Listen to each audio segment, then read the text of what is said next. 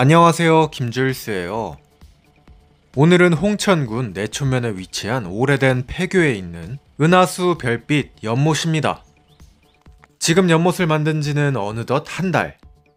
연못에는 아무것도 살고 있지 않은데요.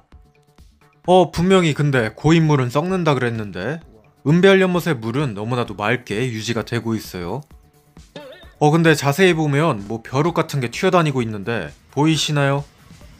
이거 수백 번을 보여드려가지고 저희 구독자분들은 다 알고 계시죠? 뭔지. 은별 연못에는 딱 2주 전에 근처에 있는 은별 둔벙에서 이렇게 논에 있는 흙과 물을 퍼왔었는데요. 이건 잘 잡힌 생태계인 논에 있는 아주 조그마한 생물들을 연못으로 이식하는 과정이었습니다. 그리고 그렇게 2주가 지나자 짜자잔, 연못의 먹이사슬의 가장 아랫부분을 차지하는 물벼룩들이 이렇게 생겨난 건데요. 이러한 미생물들 덕분에 고인물인 연못에는 물을 채운 지 한 달이나 됐지만 물이 썩지 않고 녹조도 끼지 않는 맑은 상태를 유지하고 있는 겁니다. 또 운이 좋게도 수백 년이 된 이 밤나무에서 엄청난 양의 밤나무 꽃이 떨어지면서 물속에 양분을 공급하고 이 녀석들이 먹을 수 있는 영양분이 들어가고 있어요. 물을 찾아온 개구리가 한 마리 쑥 지나가고 이로부터 시간은 닷새가 흘렀습니다. 연못은 어떻게 됐을까요? 와, 밤나무에서 꽃이 떨어지면서 연못이 완전히 암흑 그 자체가 됐는데요. 모르는 사람은 이거 물이 썩은 거 아닌가 생각을 할 수 있을 정도로 물이 완전히 까맣습니다. 어딜 둘러봐도 검은 건 마찬가지예요. 구독, 좋아요. 그러면 물을 한번 자세히 들여다볼까요? 먼저 이 빈 페트병에 물을 받아보면 놀라지 마세요. 다시 생각보다 안 보여서 안쪽에서 물을 한번 떠볼게요. 짜자잔. 이것도 생각보다 많진 않은데 물에 지금 떠다니고 있는 물벼룩들 보이시죠? 제가 맨날 썸네일에 합성했던 그 물벼룩의 요상한 형태, 뚱뚱하고 새같이 생긴 저거 막 돌아다니고 있어요. 이렇게 보면 이게 별로 안 많아 보이는데. 자, 그러면 이렇게 보여드릴게요. 저기 어마무시하게 떠다니고 있는 흰색 점들, 저게 죄다 물벼룩입니다. 은별 연못의 어느 곳을 찍어봐도 이렇게나 많은 수의 물벼룩이 보여요. 이 정도까지 많을 줄이라곤 저도 예상을 하지 못했는데, 이 정도면 옆에서 비단잉어들이 살고 있는 논보다도 많은 수의 물벼룩이 있는 겁니다. 와, 정말 이거 잡아다가 팔아도 될 정도로 연못을 물벼룩이 가득 채우고 있어요. 어마어마하죠? 이로써 이 연못은 평생 녹조 걱정은 안 해도 되겠습니다. 찍는 곳마다 물벼룩이 이렇게 가득한 걸 보니까 정말 몇 억 마리는 되지 않을까 싶은데요. 자, 연못의 미소 생태계에는 문제가 없는 듯하고 이제 문제는 제가 일을 해야 된다는 것밖에 안 남았는데요. 연못에 덮여있는 방수포를 제거를 해줍니다. 그동안은 태업하고 있었던 모터도 연못에 넣어주고 펌프를 가동하려는데 이놈의 펌프가 또 고장났습니다. 누전이 되는지 또 전기가 떨어지네요. 몇 번째야? 급할수록 돌아가라고 했으니까 오늘은 여기까지. 물벼룩이 완벽하게 자리 잡은 걸 확인한 것만으로도 충분합니다. 아쉽지만 모터는 다음에 돌리기로 하고 옆에 있는 논으로 왔어요. 근데 가득해야 할 비단잉어들 오늘도 역시 보이지가 않습니다. 쟤는 또 저기 있네. 여기 오면 맨날 뱀만 보여요. 큰 꽃뱀 하나 지나가고요.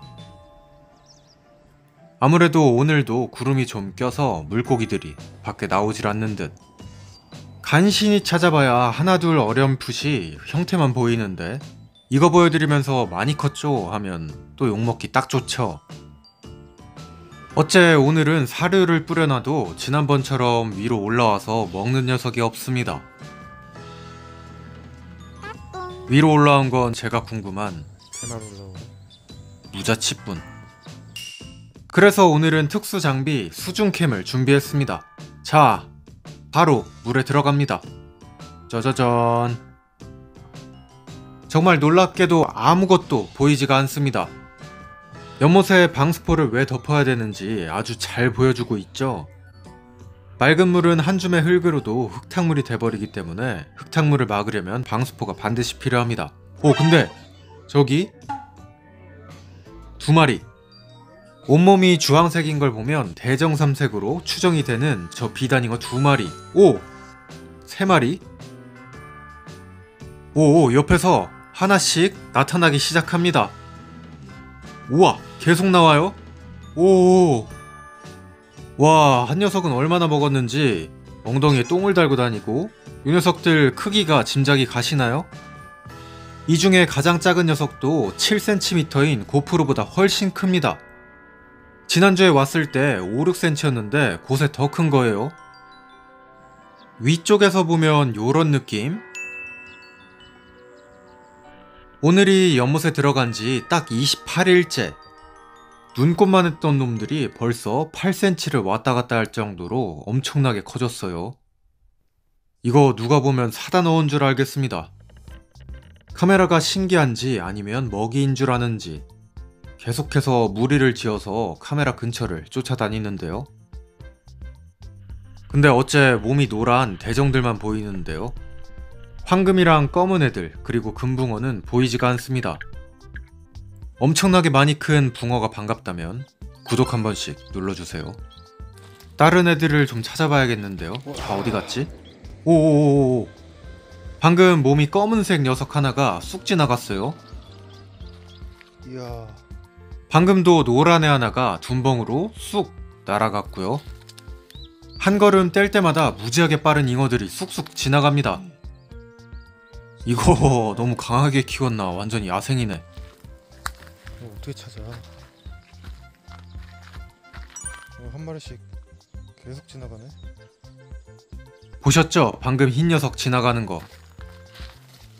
저 녀석들 벼 여기저기에 숨어서 먹이 섭취를 하고 몸을 숨기고 있었던 듯. 와. 벼가 워낙 자라서 못 찾을 줄 알았는데 잉어가 워낙 커져가지고 어떻게 찾긴 하네요 또. 자, 물고기를 좀 몰아넣고 다시 수중 촬영을 했는데요. 오, 몸에 검은색 발색이 있는 소와 삼색들 보이시죠? 완전히 모기 유충 같던 애들이 지금 발색이 어느 정도 나오고 있어요. 이야. 평상시에는 위쪽에서 보이지 않았던 게 이렇게 다들 둔벙의 안쪽에서 먹이 활동을 하고 있었나 봅니다. 그리고 자기네들끼리는 엄청 바빴겠어요. 이렇게나 많이 큰 걸 보면. 옆에서 봤을 때에도 넙대대한 게 완전히 잉어의 체형이 나타나고 있죠. 지금까지는 사료를 거의 안 줬고 논에서 나는 것만 먹고 살았는데 이 정도라니. 근데 애들이 논 여기저기에 뻗어 있어서 그런지 마리수가 좀 아쉽긴 하네요. 이건 요 녀석들이 조금 더 커서 붉은 발색이 나오기 시작하면 훨씬 더 찾기 쉬워질 것 같습니다. 둔벙 전체에 조금씩 퍼져 있긴 한데 아직 잘 보이진 않아요. 얘네는 근데 뭘 알고 카메라를 자꾸 이렇게 쫓아오는 걸까요?